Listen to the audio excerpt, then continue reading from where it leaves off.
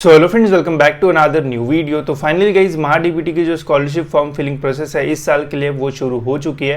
And इस video में guys मैं आपको डिटेल में बताने वाला हूँ कि कैसे हमें अपना जो स्कॉलरशिप फॉर्म है वो रिन्यू करना है, ताकि इस साल की भी जो स्कॉलरशिप है वो हमें जल्दी से जल्दी जो है वो मिल जाए। इसके अलावा और कौन से डॉक्यूमेंट्स हमें लगेंगे रिन्यूअल प्रोसेस के लिए, ये भी मैं आपको इस वीडियो में बताऊँगा।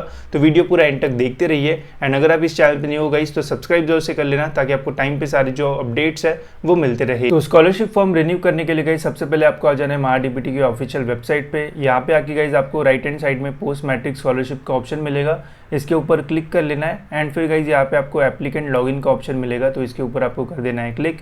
इसके ऊपर क्लिक करने के बाद गाइज यहाँ पे आपको अपना जो लॉगिन आईडी एंड जो पासवर्ड है वो डालना है। तो अगर आप अपना लॉगिन आईडी एंड जो पासवर्ड है वो भूल गए हो तो आप दोनों जो है वो रिकवर कर सकते हो। यूज़र नेम भी रिकवर कर सकते हो एंड पासवर्ड भी जो है वो रिकवर कर सकते हो। नीचे यहाँ पे जो ऑप्शंस है वो दिए हुए हैं। फिर गाइज यहाँ पे हमें अपना जो कैप्चा कोड है वो डालना है एंड फिर लॉगिन कर देना है। जैसे गाइज यहाँ पे लॉगिन हो जाएगा तो सबसे पहले गाइज आपको ये चेक करना है कि लास्ट ईयर आपने जो स्कॉलरशिप भरी थी उसका जो स्टेटस है वो अभी क्या है। तो इसके लिए गाइज आपको माई अप्लाइड स्कीम पे जो है वो क्लिक करना होगा।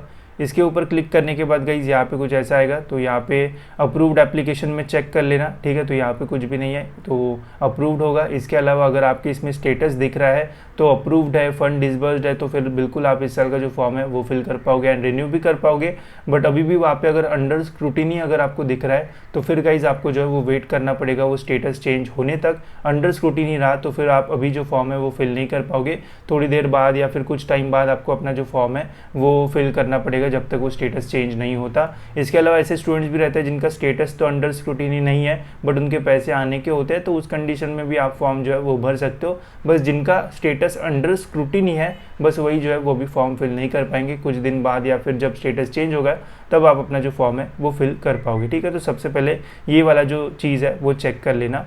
इसके बाद गई इस फॉर्म को रिन्यू करने के लिए सबसे पहले तो आपको जो है वो प्रोफाइल सेक्शन में जो है वो आना है। तो प्रोफाइल बटन पे आपको जो है वो कर देना है क्लिक। इसके ऊपर क्लिक करते गई यहाँ पे भी हमें सेम इंस्ट्रक्शंस जो है वो देखने को मिलेंगे, तो ये इंस्ट्रक्शंस एक बार जो है वो पढ़ लेना एंड फिर ओके के बटन पे गई हमें जो है वो कर देना है क्लिक।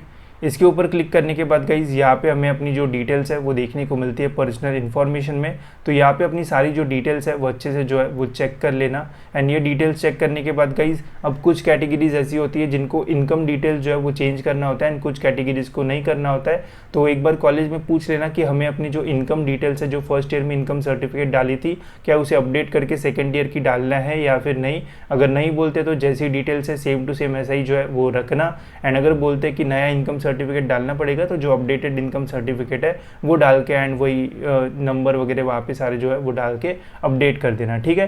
तो यहाँ पे मेरा तो सारा सही है। आप अपनी इसमें अगर आपको बोलता है कॉलेज की इनकम में चेंजेस करना है तो करना, अगर नहीं बोलता है तो फिर चेंजेस करने की जो है वो ज़रूरत नहीं है। चेंजेस करते हो तो सेव एंड प्रोसीड के बटन पे जो है वो क्लिक कर देना।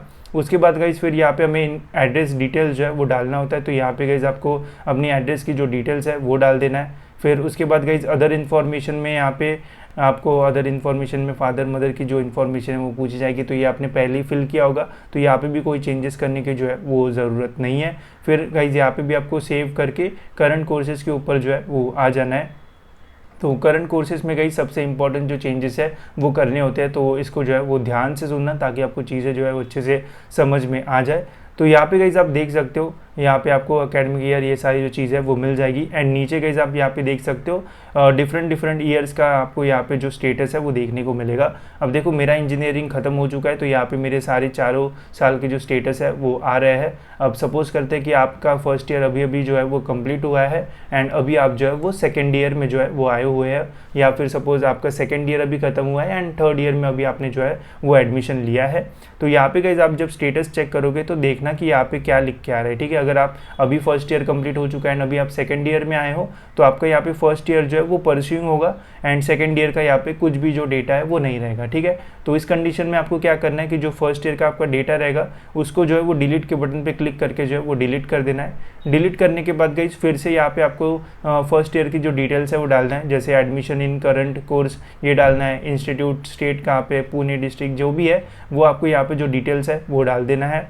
इसके बाद गाइज यहाँ पे ईयर ऑफ स्टडी में फर्स्ट ईयर सिलेक्ट करके उसका जो स्टेटस है वो कंप्लीट जो है वो कर देना। अभी परस्यूइंग दिख रहा होगा तो उसे जो है वो कंप्लीट कर देना। कंप्लीट पे क्लिक करोगे गाइस तो यहाँ पे फिर आपको मार्कशीट्स वगैरह जो है वो अपलोड करने का जो ऑप्शन है वो आएगा, तो वो सारे मार्कशीट्स वगैरह जो है वो अपलोड कर देना एंड सेव पे क्लिक करना। तो ऐसा अगर आप करोगे तो आपका जो फर्स्ट ईयर है उसका जो स्टेटस है वो आपको अभी जो है वो कंप्लीट जो है वो देखने को मिल जाएगा, ठीक है। एंड जैसे मैंने सपोज किया था कि अभी आपका फर्स्ट ईयर हो चुका है एंड अभी आप सेकंड ईयर में गए हो, तो अभी आपका सेकंड ईयर जो है वो परस्यूइंग रहेगा। तो फिर से क्या करना कि यहाँ पे फिर से जो डिटेल्स है वो डालना एंड यहाँ पे अभी आप ईयर ऑफ जो स्टडी है वो सेकंड ईयर जो है वो चूज़ करना। फिर सेकंड ईयर की आपको यहाँ पे जो एडमिशन का फी रिसिप्ट वगैरह वो जो है वो अपलोड करना पड़ेगा एंड फिर सेव करना। तो फिर क्या होगा, आपका यहाँ पे जो सेकंड ईयर है वो ऐड हो जाएगा एंड यहाँ पे आपका जो स्टेटस है वो अभी जो है वो परस्यूइंग रहेगा, ठीक है। ऐसे स्टूडेंट जिनका फर्स्ट ईयर हो चुका है एंड जो अभी सेकंड ईयर में गए, इनका फर्स्ट ईयर कंप्लीट रहना चाहिए एंड सेकंड ईयर यहाँ पे जो है वो परस्यूइंग रहना चाहिए, ठीक है। या फिर ऐसे स्टूडेंट्स अगर आप सेकंड ईयर हो चुका है एंड थर्ड ईयर में आप जा रहे हो तो आपका first year and second year जो है वो कंप्लीट होना चाहिए एंड थर्ड ईयर यहाँ पे आपका जो है वो परस्यूइंग रहना चाहिए। अगर आप इंजीनियरिंग के फाइनल ईयर में हो तो आपके पहला, दूसरा एंड तीसरा ईयर जो है वो कंप्लीट रहना चाहिए एंड फोर्थ ईयर आपका यहाँ पे जो है वो परस्यूइंग रहना चाहिए, ठीक है। तो ऐसा गाइस यहाँ पे आपको डिलीट करके कंप्लीट करना है एंड जिस भी ईयर में हो उसका स्टेटस आपके यहाँ पे जो है वो परस्यूइंग जो है वो रहना चाहिए, ठीक है। तो ये चेंजेस गाइस यहाँ पे आपको जो है वो करना है। ये चेंजेस होने के बाद गाइस आपको यहाँ पे फिर पास्ट क्वालिफिकेशंस के ऊपर मतलब सेव करके जब जाओगे तो पास्ट क्वालिफिकेशंस के ऊपर जो है वो आ जाओगे। तो पास्ट क्वालिफिकेशन में कोई भी जो चेंजेस है वो रिन्यूअल प्रोसेस में जो है वो नहीं करना पड़ता है। तो यहाँ पे भी सेव के बटन पे जो है वो क्लिक कर देना। फिर उसके बाद गाइज यहाँ पे हमें हॉस्टल डिटेल्स डालना होता है। तो यहाँ पे भी अगर कुछ चेंजेस नहीं है तो कोई चेंजेस करने की जो है वो ज़रूरत नहीं है।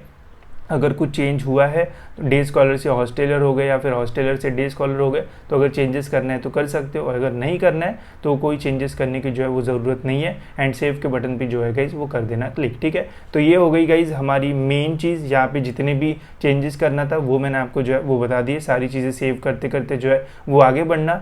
ये होने के बाद गाइज फिर हमें जो है वो स्कीम के लिए अप्लाई करना पड़ता है। अब स्कीम के लिए अप्लाई करने के लिए हमें ऑल स्कीम्स के ऊपर जो है वो कर देना है क्लिक। इसके ऊपर क्लिक करने के बाद गाइज यहाँ पे हमें अपना जो स्कीम है वो सिलेक्ट करना होता है। तो जो भी आपकी कैटेगरी होगी या फिर जो भी जिससे भी आपने अप्लाई किया होगा लास्ट ईयर जो भी स्कीम से, तो वही स्कीम से जो है वो यहाँ पे अप्लाई कर देना। जैसे मैं ओबीसी से अप्लाई करता हूँ तो ये मैंने उसका डिपार्टमेंट सिलेक्ट कर लिया। फिर यहाँ पे मैं स्कीम जो है वो भी सिलेक्ट कर लेता हूँ एंड फिर यहाँ पे सर्च बटन पे आपको जो है वो कर देना है क्लिक। इसके ऊपर क्लिक करने के बाद गाइज यहाँ पे आपकी जो एप्लीकेबल स्कीम है वो ओपन हो जाएगी। स्कीम ओपन होने के बाद गाइज यहाँ पे आपको अप्लाई का जो बटन है वो मिलेगा। तो इस अप्लाई वाले बटन पे आपको जो है वो कर देना है क्लिक। तो अप्लाई बटन पे क्लिक करने के बाद गाइज यहाँ पे आपको कुछ ऐसा जो इंटरफेस है वो देखने को मिलेगा।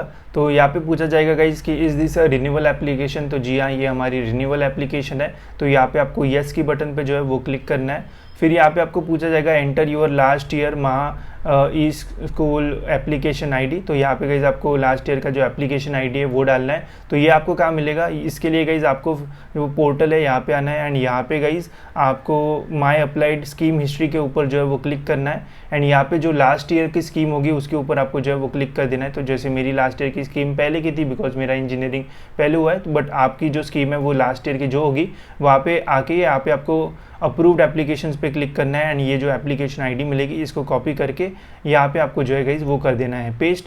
फिर गाइज यहाँ पे आपको लिविंग सर्टिफिकेट पूछा जाएगा तो वो आपको यहाँ पे जो है वो अपलोड करना है। जैसी कैटेगरी आपकी होगी उसके अकॉर्डिंग, जो भी स्कीम ने आपने अप्लाई किया होगा उसके अकॉर्डिंग यहाँ पे पूछा जाएगा।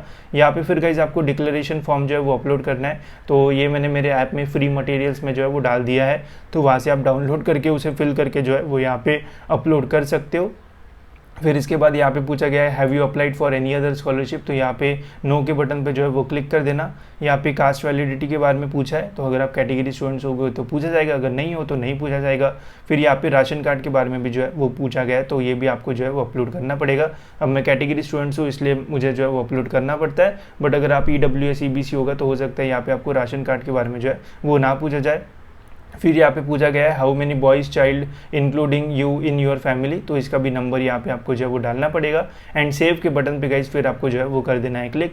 इसके ऊपर क्लिक करने के बाद गाइज आपने जो फॉर्म भरा था वो फॉर्म जो है वो यहाँ पे आपको देखने को मिलेगा। तो स्क्रॉल करके जितनी भी डिटेल्स आपने फिल की थी वो सारी जो डिटेल्स है वो अच्छे से एक बार जो है वो चेक कर लेना ताकि कोई भी जो मिस्टेक है वो ना हो। सारी चीज़ें चेक करने के बाद गाइज यहाँ पे आपको चेक बॉक्स मिलेगा, उसके ऊपर आपको टिक कर देना है एंड सबमिट के बटन पर जो है गाइज वो कर देना है क्लिक। सबमिट जैसे ही आप फॉर्म करोगे गाइज तो यहाँ पे ऐसा नोटिफिकेशन आएगा कि your form has been submitted successfully. साथ ही में टेक्स्ट मैसेज भी आपको आ सकता है कि महाडीबीटी का जो फॉर्म है वो आपने सक्सेसफुली जो है वो सबमिट कर दिया है। ठीक है, सबमिट करने के बाद गाइज यहाँ पे आपको आना है एंड माई अप्लाइड स्कीम पे ऊपर जो है वो क्लिक करना है। तो अभी जो हमने फॉर्म सबमिट किया है तो उसका स्टेटस आपको यहाँ पे जो है वो देखने को मिल जाएगा।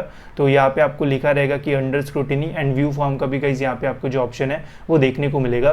तो व्यू फॉर्म के ऊपर गाइज एक बार जो है वो क्लिक कर देना एंड क्लिक करने के बाद गाइज वहाँ पे फॉर्म को प्रिंट करने का एक जो ऑप्शन है वो आपको मिल जाएगा। तो अपने स्कॉलरशिप फॉर्म को जो है वो प्रिंट कर लेना एंड अगर आपको कॉलेज बोलता है कि जो फॉर्म आपने इस साल भरा है उसका फिजिकल कॉपी भी कॉलेज में सबमिट करो तो फॉर्म का प्रिंट निकाल देना एंड वो प्रिंट विथ अटैच डॉक्यूमेंट्स वो अपने कॉलेज में जो है वो सबमिट कर देना। तो कॉलेज की तरफ से अप्रूव्ड होते ही गाइज फिर आपका जो फॉर्म है वो डेस्क 1 एंड डेस्क 2 पे जाएगा। जैसे ही वहाँ से अप्रूव्ड हो जाएगा तो आपको अपनी जो स्कॉलरशिप है वो टाइम पे जो है वो मिल जाएगी। ठीक है, तो कुछ इस टाइप से गाइज हमें अपना जो स्कॉलरशिप फॉर्म है वो रिन्यू करना पड़ता है। बस ध्यान रखना करंट जो कोर्स होता है उसमें चेंजेस करना है, बाकी तो कोई ज़्यादा चेंजेस जो है वो करना नहीं पड़ता है। स्कीम अप्लाई करके लास्ट में थोड़े बहुत डॉक्यूमेंट्स लगते हैं एंड फिर आपकी जो स्कॉलरशिप फॉर्म है वो आराम से जो है वो अप्लाई हो जाता है। ठीक है, तो कुछ इस टाइप से अप्लाई करना है। कुछ भी क्वेश्चन होगा गाइस तो कमेंट सेक्शन में आप मुझे जो है वो पूछ सकते हो या फिर इंस्टाग्राम पे भी मुझे जो है वो मैसेज कर सकते हो। मैं ज़रूर ट्राई करूंगा आपके सभी क्वेश्चंस के जो आंसर है वो दे दूँ। ठीक है, तो फिलहाल इस वीडियो में इतना ही,